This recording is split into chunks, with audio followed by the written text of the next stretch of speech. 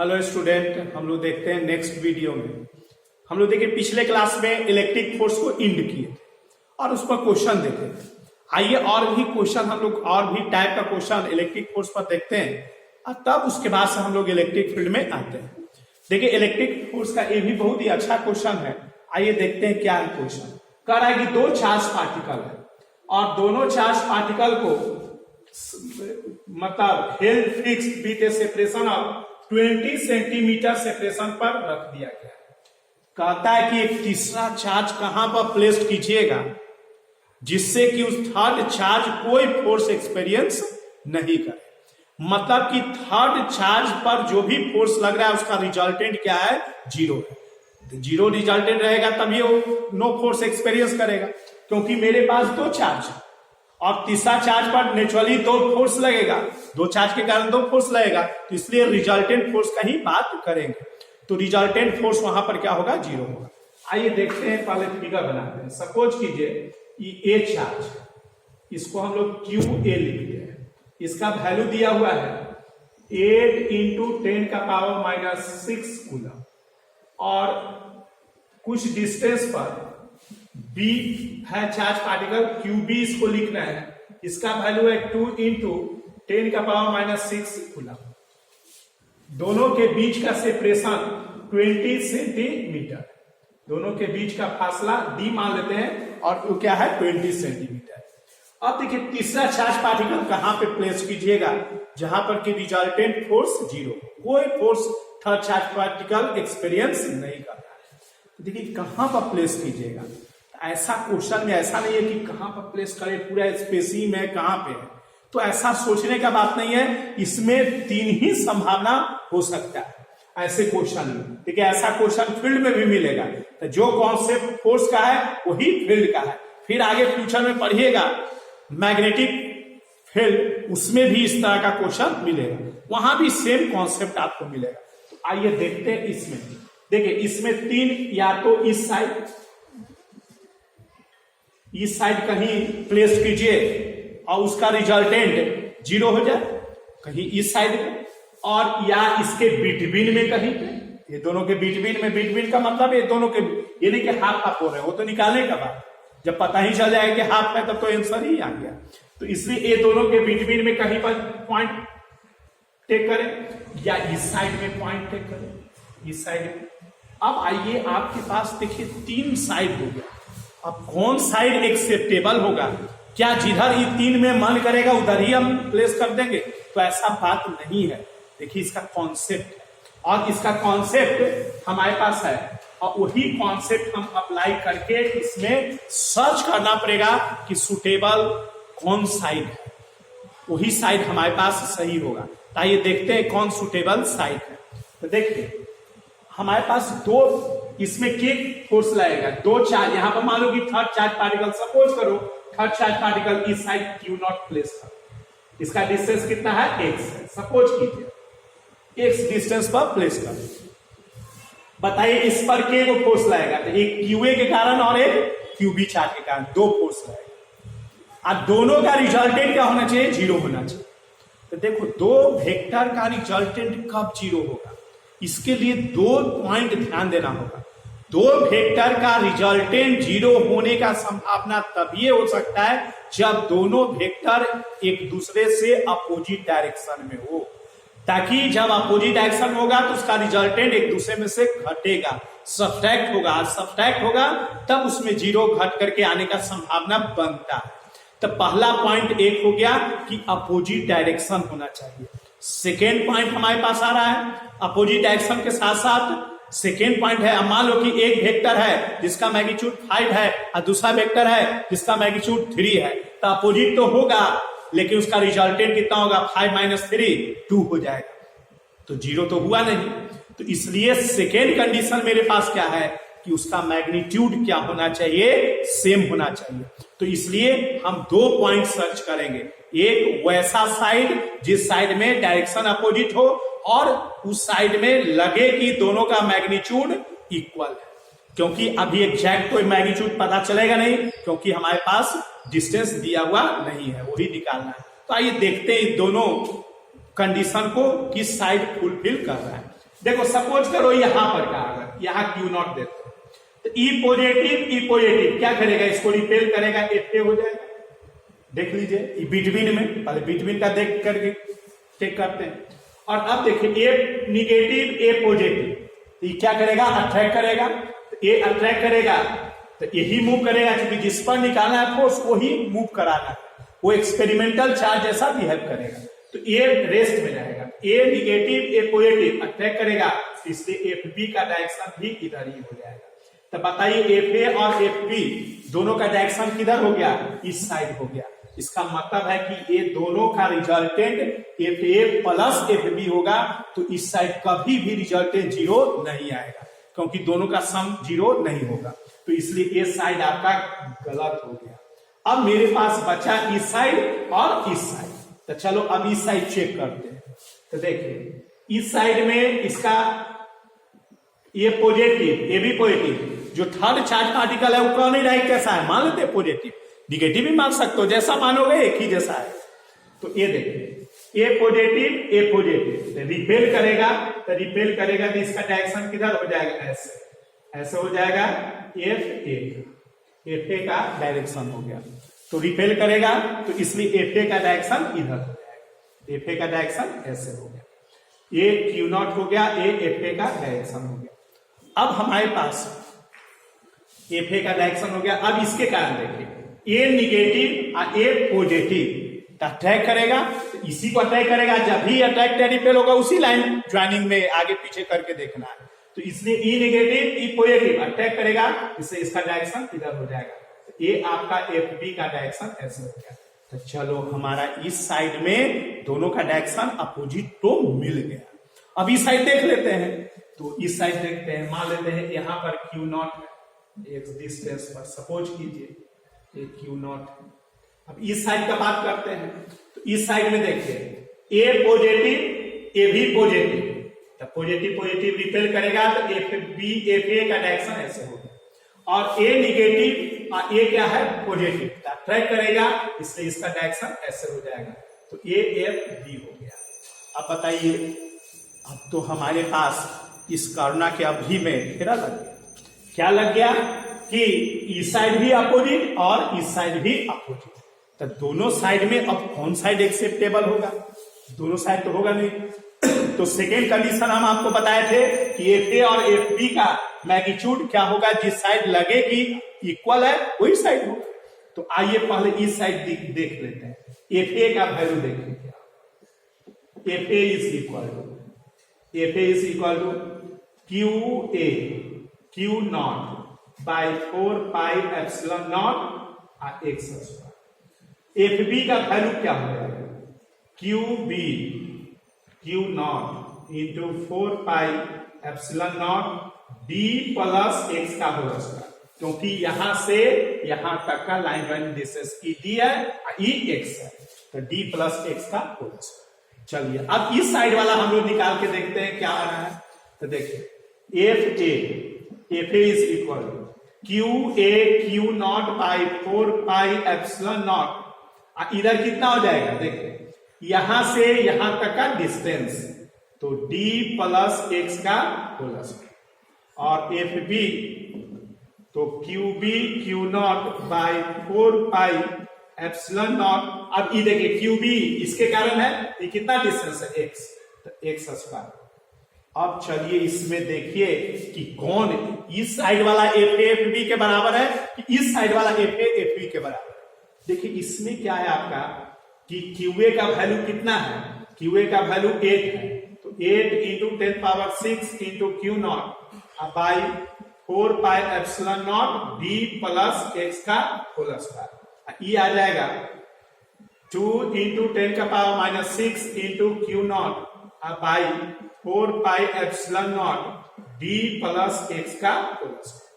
अब देखो इसमें भी आप ऐसे लिख सकते हैं 8 इंटू 10 का power minus 6 Q naught by 4 pi epsilon naught x square, और ए 2 into 10 power minus 6 Q naught by 4 pi epsilon naught d plus x का होल स्क्वायर। आइए देखते हैं, देखो एक एक बात करके सोचते हैं।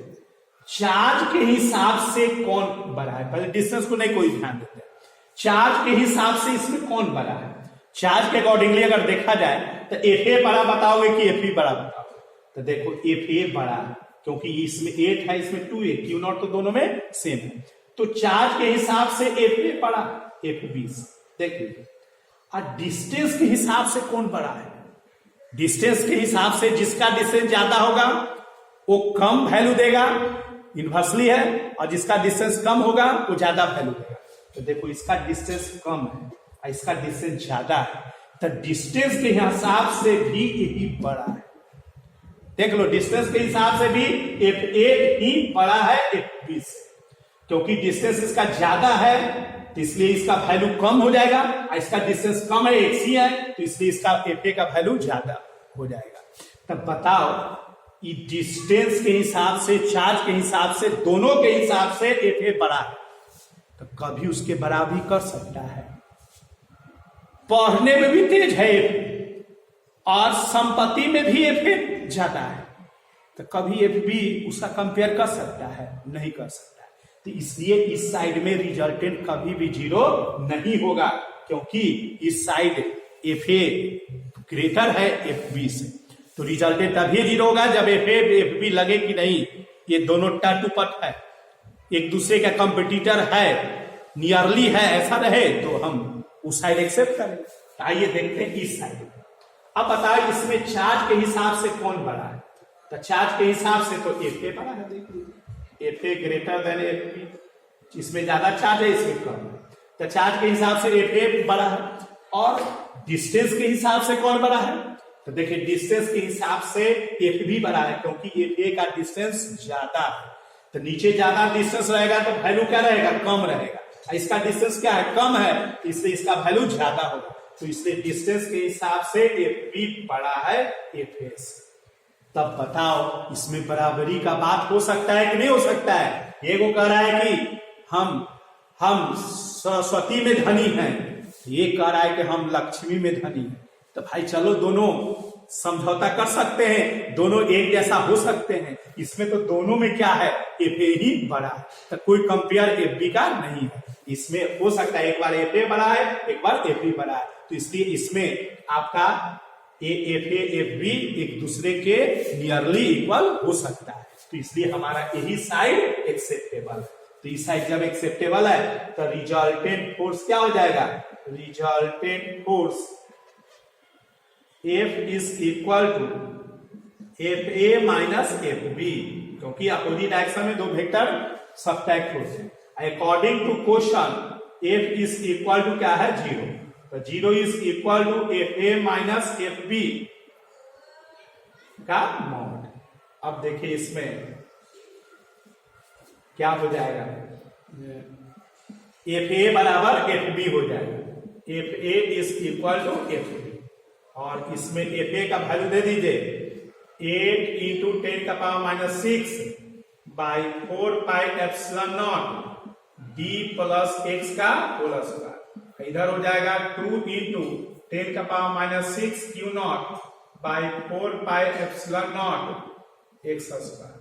और देखिए कैंसिल होकर के क्या क्या बच जाएगा, इसमें बच जाएगा 2 से कटेगा तब 4 क्यू नॉट, इसमें भी क्यू नॉट है, क्यू नॉट कैंसिल हो जाएगा 6 और 4 पाई ये बच जाएगा डी प्लस एक्स का whole square is equal to 1 by x square. तो इसको हम क्रॉस मल्टीप्लिकेशन करेंगे तो डी प्लस एक्स का whole square is equal to 4x square, तो 4x स्क्वायर। अब देखिए इसमें क्या स्टूडेंट करता है कि इसको ब्रेक कर देता है, क्वाड्रेटिक में ले आता है, तो क्वाड्रेटिक में आपका कैलकुलेशन नेचुरली गलत होता है, ज्यादातर देखा गया गलत हो जाता है। ऐसा आप स्ट्रॉन्ग है आप क्वाड्रेटिक में भी लागे कि आप सोल्व कर लीजिए, एक्स का वैल्यू निकाल लीजिए, लेकिन आप डायरेक्ट स्क्वायर रूट लीजिए तो ज्यादा बेटर है। तो d plus x is equal two plus minus 2x हो जाएगा, प्लस लेंगे चूंकि डिस्टेंस टू निगेटिव का कोई यहाँ मीनिंग है नहीं, तो d plus x is equal to 2x ले लेंगे, तो आप इसको इधर ले आइएगा तो x बराबर क्या हो गया d, और x बराबर कितना हो गया, d का वैल्यू कितना था 20 सेंटीमीटर, यही आंसर हो गया। हम कह सकते हैं कि सेकेंड चार्ज जो है उस चार्ज के साइड में 20 सेंटीमीटर पर, कितना डिस्टेंस पर है ये, यहां से यहां 20 सेंटीमीटर पर रिजल्टेंट फोर्स 0 होगा, वहां पर कोई एक्सपीरियंस फोर्स नहीं करेगा। यही आपका आंसर होगा। ये तो टेस्ट कॉन्सेप्ट बताए कैसे हम लोग सेलेक्ट करते हैं। अब आप पूछिए कि सर इतना चेक करना पड़ेगा, तो नहीं टेंशन लो, अब हम एक ट्रिक बता दे रहे हैं जिससे कि आप मतलब देखते ही उसमें पता चल जाएगा कि कौन साइड में आपका रिजल्टेंट 0 है। ये ट्रिक इसमें भी काम करेगा, फील्ड में भी काम करेगा और मैग्नेटिक फील्ड में भी काम करेगा। तो आइए देखिए इसमें क्या है। अगर लाइक चार्ज या तो दोनों पॉजिटिव या तो दोनों निगेटिव, लाइक चार्ज हो या तो दोनों पॉजिटिव या तो दोनों निगेटिव, तो उसका रिजल्टेंट फोर्स और फील्ड कहां पर 0 होगा? बिटवीन, ये दोनों के बिटवीन। जब लाइक चार्ज रहे तब। और अगर अनलाइक चार्ज है, जैसे ये अनलाइक चार्ज, तो अनलाइक चार्ज में किधर होगा? साइड में होगा। किसके साइड में होगा? जिसका मैग्नीट्यूड कम हो। मैग्नीट्यूड साइन से कम नहीं देखना है, वैल्यू से। साइन तो नेचर यहां बताता है, इसलिए मैग्नीट्यूड साइन से नहीं देखना है, उसका वैल्यू से देखना है। तो इधर 2 है, इधर क्या है? 8 है, इसलिए कम मैग्नीट्यूड के साइड में रिजल्टेंट फोर्स 0 होगा। यही ट्रिक याद रखेंगे। लाइक चार्ज बिटवीन में, अनलाइक चार्ज तो कम जिधर मैग्नीट्यूड हो उस साइड में, आउटसाइड हम लोग क्या करेंगे? फील्ड या फोर्स 0 होगा। ये ट्रिक को याद रखना। ऐसे हम लिख देते हैं इस ट्रिक को। आइए देखते हैं उस ट्रिक को। आपको बोले लेकिन संटू बोला कि सर लिख दीजिए, इसलिए हम लिखते रहे हैं। देखिए क्या लिखे, लाइक चार्जेस में, शॉर्ट में याद रखेंगे और उतना करने की जरूरत नहीं है। अभी याद रखेंगे आप, और एक कैसे हुआ इस समझ में नहीं आएगा तो कॉन्फिडेंस नहीं आएगा, इसलिए बताए कैसे हुआ। तो इसलिए याद रखें कि अगर लाइक चार्जेस है, रिजल्टेंट फोर्स या फील्ड दोनों एक ही कॉन्सेप्ट है। B0 between the 2 given charge, जो आपका गिवन 2 चार्ज है उसी के बिटवीन में 0 होगा।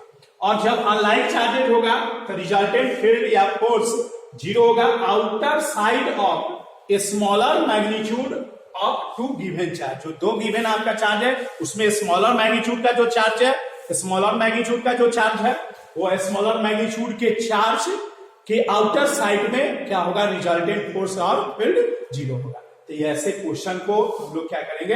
बनाएंगे इस तरह से। तो आइए देखते हैं फिर नेक्स्ट क्वेश्चन। आइए नेक्स्ट क्वेश्चन देखते हैं, बहुत ही अच्छा क्वेश्चन है सर। देखिए 2 identical pith balls each carrying a charge Q are suspended by a common point by 2 string of equal length L. Find the mass of each ball if the angle between the string is 2 theta in equilibrium.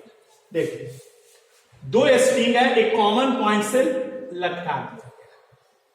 तो देखिए 2 string common point से लटकाइएगा, देखता से rough idea take कीजिए कि ऐसे हम लटकाए, ऐसे लटकाए होंगे। 2 स्ट्रिंग इक्वल स्ट्रिंग है, ये 2 बॉल है, आइडेंटिकल है, दोनों पर चार्ज है, each carrying a charge Q, दोनों पर Q चार्ज है और लेंथ L है। अब आप खुद सोचिए कि चूंकि ये रिपल्सन का फोर्स है तो ये रिपेल करेगा, तो रिपेल करके आप कुछ ऐसे एंगल बनाएगा। कुछ देखिए रिपेल करके कुछ ऐसे बनाया, कहता है कि जब 2 थीटा होगा तो ये रुक जाएगा, इक्विलिब्रियम में आ जाएगा। मतलब जो एक दूसरे पर फोर्स लग रहा है उसका रिजल्टेंट फोर्स क्या होगा? 0 हो जाएगा। ये दोनों बॉल पर चार्ज क्या है? Q, और ये कुछ सेपरेशन पर जब जाकर के रुक जाएगा। मान लेते हैं कि ये सेपरेशन क्या है? X, ये सेपरेशन क्या है? X है, या R मान लीजिए, R है। तो R सेपरेशन पर जाकर के एक क्या करेगा? रुक जाएगा, इक्विलिब्रियम में हो जाएगा। ये 2 थीटा आपका एंगल दिए हुए कि एंगल कितना स्ट्रिंग के बीच में हो गया? 2 थीटा। जब दोनों के बीच में रिपल्सन होगा तो ऐसे होगा, जैसे ही 2 थीटा एंगल बनाया तो ये क्या हो गया? ये आपका चार्ज रुक गया, मतलब इस पर रिजल्टेंट फोर्स 0 हो गया। ये क्वेश्चन में कह रहा है, तो कहता है कि बताओ तो इसका मास क्या होगा। चूंकि आइडेंटिकल है तो इसका भी मास m है, तो इसका भी मास m मान लेते हैं। तो आपको ही मास का वैल्यू पूछ रहा है, ऐसे क्वेश्चन को कैसे बनाएंगे? तो देखिए यही इक्विलिब्रियम है, मतलब कि कोई एक चार्ज पर हम कंसीडर करेंगे और उस पर जितना भी फोर्स लग रहा होगा उसका रिजल्टेंट को क्या कर देंगे, जीरो, और उसी से पॉइंट मास निकाल देंगे। यही हमारे पास कॉन्सेप्ट है कि चूंकि आपका दे दिया कि इक्विलिब्रियम मतलब रिजल्टेंट फोर्स जीरो, तो रिजल्टेंट फोर्स जीरो का फायदा उठाइए, रिजल्टेंट फोर्स निकाल करके उसको जीरो कर दीजिए, उससे मास निकल जाए। अब आपके दिमाग में एक क्वेश्चन आ रहा है, C2 के दिमाग में क्वेश्चन आ रहा है कि ये दोनों के बीच में एंगल 2 थीटा जो हुआ, जिस पर कि क्वेश्चन ऑथर्स नहीं कर रहा है कि रुक गया इक्विलिब्रियम, लेकिन कैसे ऑथर्स समझा होगा कि इक्विलिब्रियम भी आ सकता है। आखिर में इक्विलिब्रियम का क्या यहाँ कॉन्सेप्ट है, कैसे इक्विलिब्रियम आया हो, कैसे ऑथर्स समझ करके ऐसे क्वेश्चन फ्रेम कर दिया होगा, ये आपका C2 के भी दिमाग में आ रहा है और बीमी के भी दिमाग में आ रहा है। तो आइए देखते हैं इस क्वेश्चन का आंसर। तो देखिए इस क्वेश्चन का आंसर क्या होगा, कैसे इस सॉल्यूशन में ही पता चलेगा। तो चलो अब ऐसे रूप दिया है, तो कोई एक चार्ज पार्टिकल को आप मान लो, किसी एक पर फोर्स कंसीडर करो, जैसा एक पर होगा वैसा ही दूसरा पर। तो चलो इस पर हम फोर्स को दिखाते हैं क्या क्या इस पर फोर्स लग रहा है। तो चलो भाई मास है तो mg ठीक डाउनवर्ड लगेगा, देखते जाइए mg, और स्ट्रिंग है तो टेंशन, स्ट्रिंग है तो टेंशन, और क्या लगेगा, इसके कारण इस पर फोर्स लगेगा, इलेक्ट्रोस्टैटिक फोर्स, और ये आपका रिपल्सन होगा, चूंकि सिमिलर काइंड का है, लाइक का है, रिपेल करेगा, इसलिए ये फोर्स लगेगा। तो बताइए इस बॉडी पर कितना फोर्स लगा, ठीक, तीनों का रिजल्टेंट हमारा क्या है, जीरो, एक टेंशन, एक इलेक्ट्रोस्टैटिक फोर्स और एक मास के कारण एनर्जी। अब देखिए इक्विलिब्रियम में कैसे इसका मूवमेंट कैसे हुआ होगा, ऐसे हम आपको बताए हैं कि जिधर मोशन हो रहा है या होने का टेंडेंसी है उधर एक एक्सिस मानते हैं और उससे परपेंडिकुलर दूसरा एक्सिस होता है। तो हम इधर ऐसे मोशन कर रहा है तो ऐसे मोशन कर रहा है, तो चलिए ऐसे मोशन कर रहा है तो इसे ई मेरा एक्स एक्सिस हो गया, और इससे परपेंडिकुलर नेचुरली ये बाई एक्सिस, ये बाई एक्सिस। अब आपका एक्सिस पर कौन नहीं है, टेंशन जी एक्सिस पर नहीं है, इसलिए टेंशन का कंपोनेंट तोड़ दीजिए और एक्स डायरेक्शन पर का रिजल्टेंट निकाल के जीरो कर दीजिए और बाई डायरेक्शन पर का रिजल्टेंट निकाल के जीरो कर दीजिए। इसका जरूरत है आप उससे पॉइंट जो आपको निकालना है वो निकल जाए। तो चलिए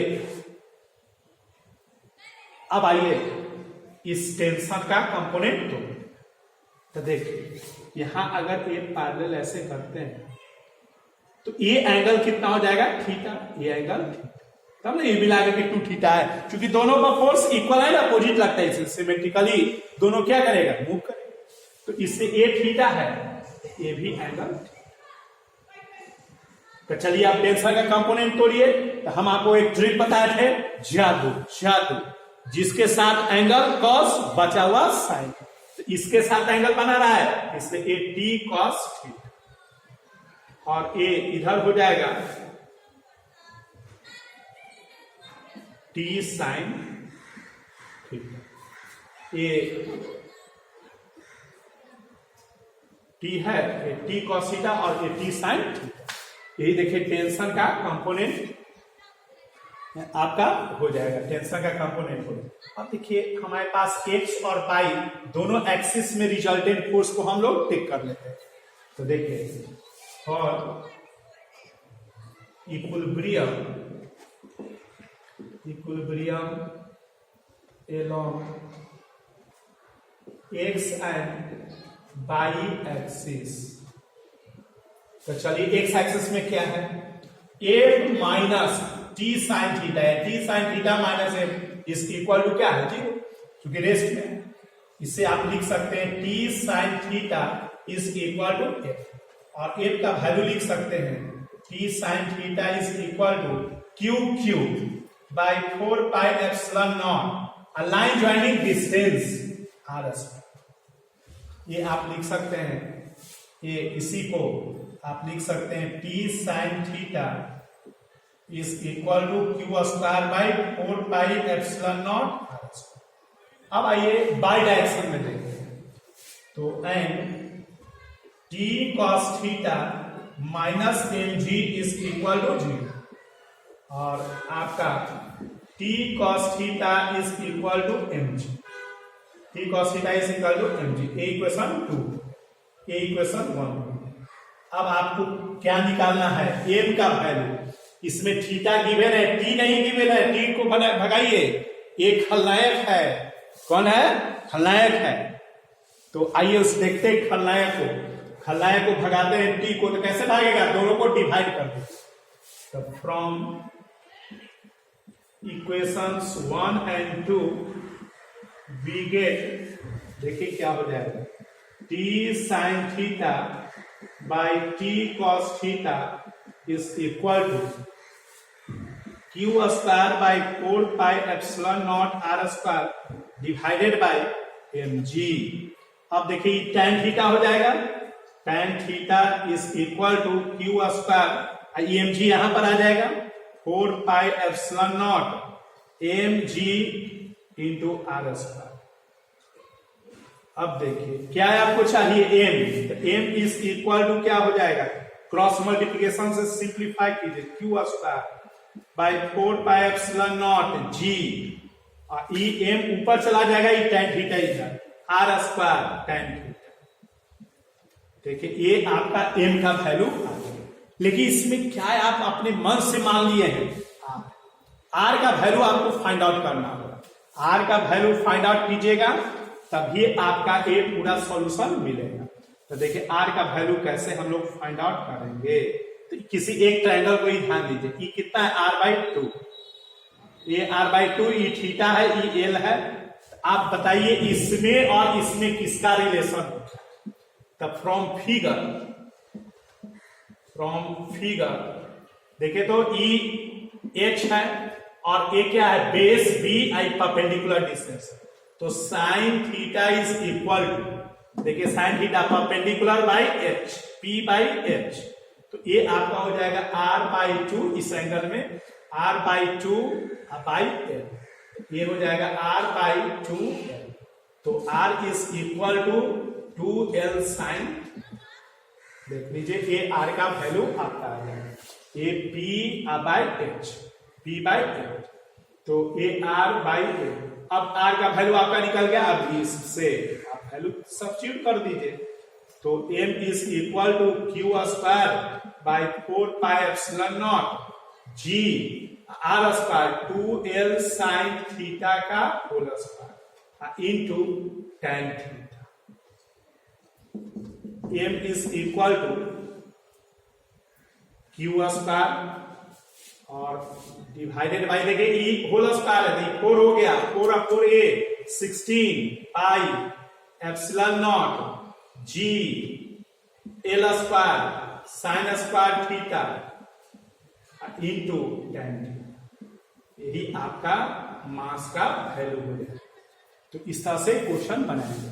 अब हम आपसे एक क्वेश्चन इसमें रीजनिंग पूछे थे कि क्यों ये कहीं भी एंगल पर जाकर के इक्विलिब्रियम में आ गया, 2 थीटा एंगल पर यहाँ इक्विलिब्रियम में आ गया है, कैसे ये 2 थीटा एंगल इक्विलिब्रियम में दिया है।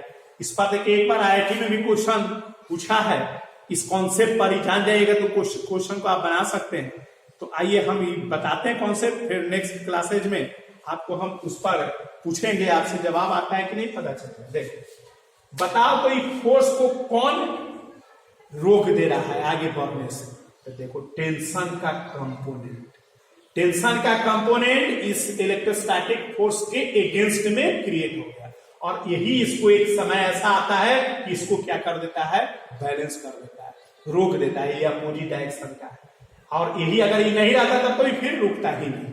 तो इसलिए किसके कारण हो गया, टेंशन के कंपोनेंट टी साइन थीटा के कारण ये इक्विलिब्रियम में आया, ऐसा ऑथर्स मतलब समझ करके क्वेश्चन दिया है। चलिए नेक्स्ट क्वेश्चन देखते हैं। आइए देखते हैं नेक्स्ट क्वेश्चन, बहुत ही अच्छा है ये भी। 2 सिमिलर, ये सब कॉन्सेप्ट है, 2 similar spheres when placed to 2 centimetre apart attract each other with a force of 4 dyne. The sphere are connected by a wire, or on removing the wire the sphere now repel each other with a force of कितना dyne. Calculate the initial charge on sphere. चलिए अब आते हैं, देखते हैं, पढ़ते हैं, आप फिगर बना करके उसको देखते हैं। आपके पास two similar sphere 2 centimetre distance पर प्लेस्ड करता है। तो देखिए ये 2 सिमिलर स्फीयर, ये आपका मान लेते हैं कि ये लाइन ज्वाइनिंग डिस्टेंस ये दोनों के बीच का आर इज इक्वल टू 2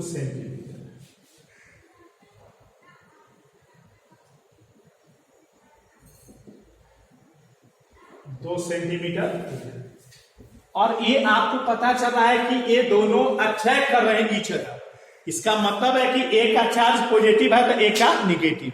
तो अभी लिख लेते हैं Q1 Q2। अब ये सिमिलर भी होंगे तो अपने Q1 Q2 का वैल्यू आ जाएगा। यही Q1 Q2 का फाइनली वैल्यू आपको निकालने के लिए कहा है। पता नहीं कि कितना दोनों स्क्वायर पर चार्ज दिए हैं, लेकिन जो भी स्क्वायर पर चार्ज दिए हैं वो सिमिलर नहीं होगा, क्योंकि ये क्या कर रहे हैं, अट्रैक्ट कर रहे हैं ईच अदर लिखे हुए हैं। इसका मतलब है कि एक पॉजिटिव है एक निगेटिव। मान लो कि प्लस पॉजिटिव है तो ये क्या है, निगेटिव। ये ऐसा आपका गिवन है। अब ये दोनों जो फोर्स ये दोनों के बीच में लग रहा है, इलेक्ट्रोस्टैटिक फोर्स क्या होगा। चूंकि सीजीएस में दिया हुआ है तो सब छोड़ दो सीजीएस में, तो सीजीएस में दिया हुआ है तो हम जानते हैं कि यहाँ पर कुछ नहीं होगा या वैक्यूम में। तो एक Q1 Q2 by line joining distance का स्क्वायर 2 स्क्वायर। यहां पर ही दिया हुआ है कितना टाइम, ये आपका ये 4 टाइम का फोर्स दे दिया है। तो देखिए 4 is equal to Q1 Q2 by यहां पर 4 हो जाएगा। तो देखिए Q1 Q2 is equal to 16। ये इक्वेशन 1 हो गया। यही आपका Q1 Q2 का वैल्यू निकालना है। आगे और पढ़ेंगे, अब बात करते हैं। यही Q1 Q2 का वैल्यू निकालना है। तो देखिए एक Q1 Q2 का वैल्यू निकालना है। Q1 Q2 का प्रोडक्ट आ गया 16।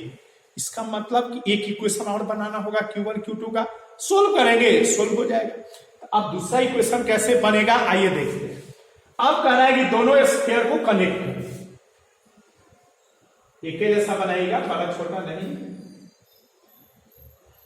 बड़ा छोटा लगे तो आप समझ पाएंगे।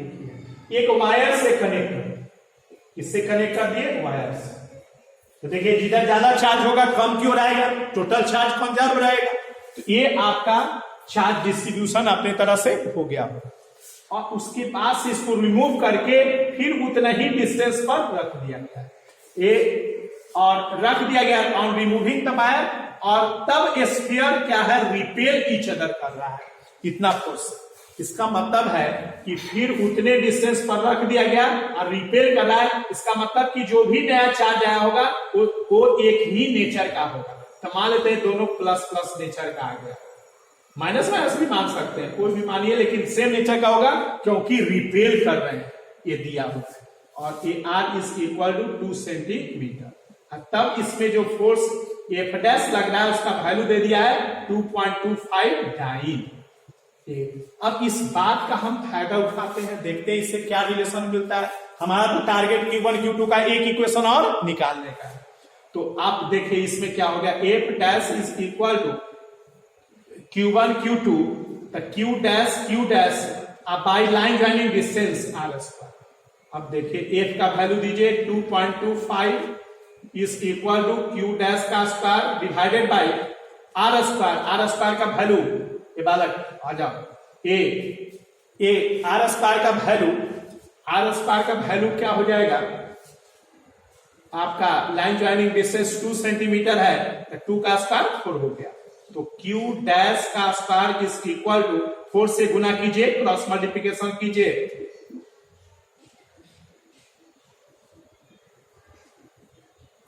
तो ये आपका आ जाएगा 2.25 इंटू 4, 2.25 इंटू 4, तो ये आपका आ जाएगा 9।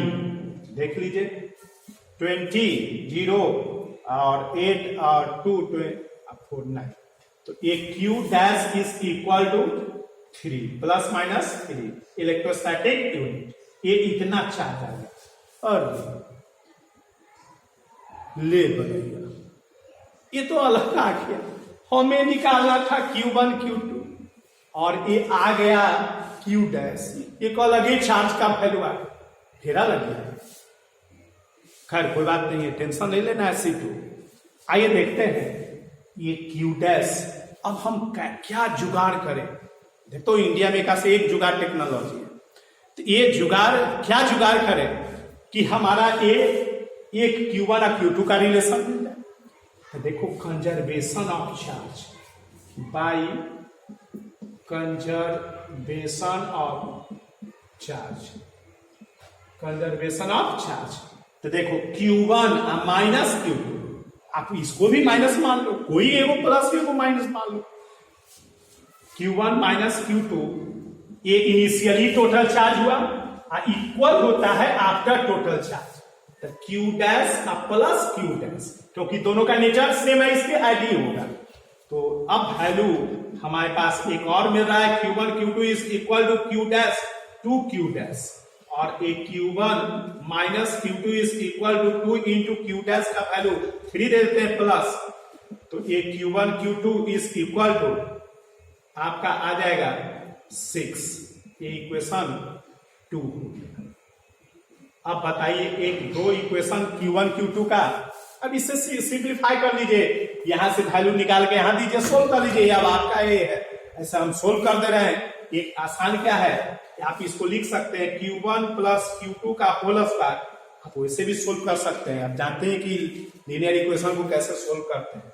आप इतना को लिख सकते हैं Q1 माइनस Q2 का होल स्क्वायर और ए प्लस 4Q1 Q, ये आ जाएगा। देखिए इसके बराबर होगा, इसमें माइनस 2 रहेगा, ये प्लस हो जाएगा 2 हो जाएगा। अब इतना का वैल्यू निकाल लीजिए, Q1 प्लस Q2 का whole square is equal to, इतना का वैल्यू देखिए ऊपर आया है 6 का स्क्वायर, 4 Q1 Q2 का वैल्यू इक्वेशन 1 से दे दीजिए 16, तो ये आपका 100 आ गया। Q1 प्लस Q2 का whole square is equal to 36 64, ये 100 हो गया। तो आपका आ जाएगा Q1 minus plus Q2 is equal to 10। अब ये इक्वेशन आपका हो गया 3। अब सोल्व कर लीजिए, देखिए दो लीनियर एकदम इक्वेशन हो गया। फ्रॉम इक्वेशंस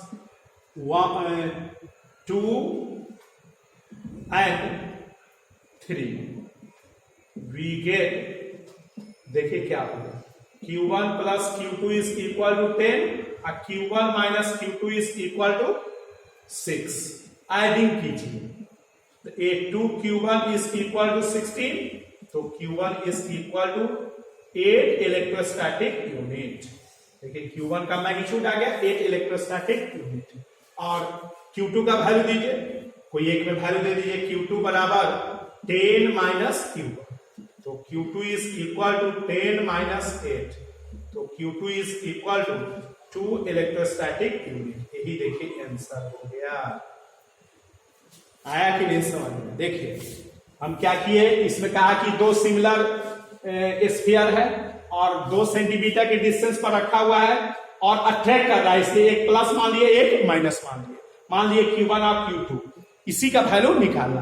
तो जैसे देते गया वैसे लिखते गए। ये दोनों के बीच में फोर्स दे दिया, और डाइन का सब सीजीएस में रहने दिए, चूंकि डाइन ही में सीजीएस में दिए हुए था तो सीजीएस में रहने दिए, 4 दे दिए। यहाँ डिस्टेंस 2 है, 2 का स्क्वायर 4 हो गया, Q1 Q2 16 हो गया।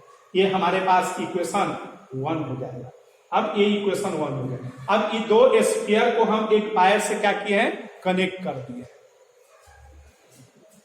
ये दो स्फीयर को हम वायर से कनेक्ट कर दिए।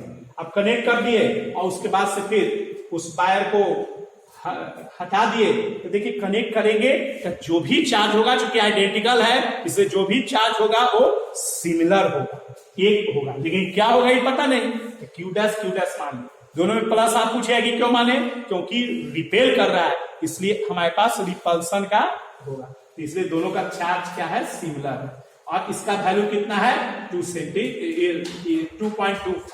अब इसको फॉर्मूला पर बैठा है, इससे क्या निकल गया हमारा, ये जो चार्ज का शेयरिंग हुआ था Q डैश, ट्रांसफर हुआ था वो निकल गया Q डैश। लेकिन अब हमारे पास तो Q1 Q2 का रिलेशन देना है, इसलिए अब हम क्या किए, कंजर्वेशन ऑफ चार्ज का बात किए। और इनिशियल कितना था total charge, Q1 plus minus Q2, तो माइनस हो गया, is equal to Q dash. Solve किए इससे और यही Q1 Q2 का वैल्यू आ गया, यही हमारा आंसर हो गया। आया कि नहीं समझ में? आइए अब देखते एक क्वेश्चन इसमें आपको पूछना चाहिए था। देखिए क्वेश्चन गलत का आंसर, तो आप पूछिएगा कि कैसे, तो सुनिए। आप बताइए तो ये स्फीयर है, स्फीयर में ही फॉर्मूला न्यूटन कूलम्ब्स लॉ का है वैलिड? नहीं है। ये कब वैलिड है? जब पॉइंट चार्ज है। अरे ये तो स्फीयर, स्फीयर में कैसे वैलिड हो? ये तो स्फीयर है, स्फीयर में आप फटाफट पॉइंट चार्ज लगा करके अब वैल्यू निकाल दिया आराम से अपना घर में गांव में। तो आप बताइए ये इसमें ये जब स्फीयर है तब तो ये फॉर्मूला नहीं लगना चाहिए था, क्योंकि कूलम्ब्स लॉ कहता है कि दो पॉइंट चार्ज के बीच में फोर्स का ये वैल्यू। तो बताइए इससे ये गलत हो गया कि नहीं हो गया? तो क्या उपाय है इतना हम लोग बना करके? तो देखो बीमी, तुम टेंशन ले रहे हो, टेंशन नहीं लेना है। देखो ये सही है, एकदम 100% सही। कैसे सही है कि देखो ये बहुत ही अच्छा स्फीयर है। स्फीयर का कॉन्सेप्ट है कि ये behaves as a point charge. Sphere ही, बाकी डिस्क वगैरह ये सब नहीं। ये स्फीयर में ऐसा है कि स्फीयर को आप पॉइंट चार्ज ऐसा बिहेव कर सकते हैं, एकदम याद रखिएगा। आप पूछिए कैसे सर आप जान गए? तो देखिए आपको भी हम बताएंगे कि वो दिन दूर नहीं, जब हम गॉस पढ़ेंगे तब हम आपको बताएंगे। गॉस के एप्लीकेशन में स्फीयर का जब आएगा फील्ड निकालने के लिए तो उसमें प्रूफ हो जाएगा कि sphere behaves as a point charge. और उसी से ये अब याद भी रखना है कि जहां स्फीयर आएगा वहां पर ये बात करेंगे, लेकिन बाकी और से ऐसा बात नहीं करेंगे। इस क्वेश्चन को इंटीग्रेशन से बनाना पड़ेगा बाकी में, तो वो सब भी हम आपको सिखाएंगे, लेकिन पहले हम लोग ये सब बना लेते हैं। तो इस तरह से प्रॉब्लम का खत्म हो गया। आज हम लोग रखते हैं, फिर नेक्स्ट क्लास में हम लोग इलेक्ट्रिक फील्ड पढ़ेंगे। Thank you.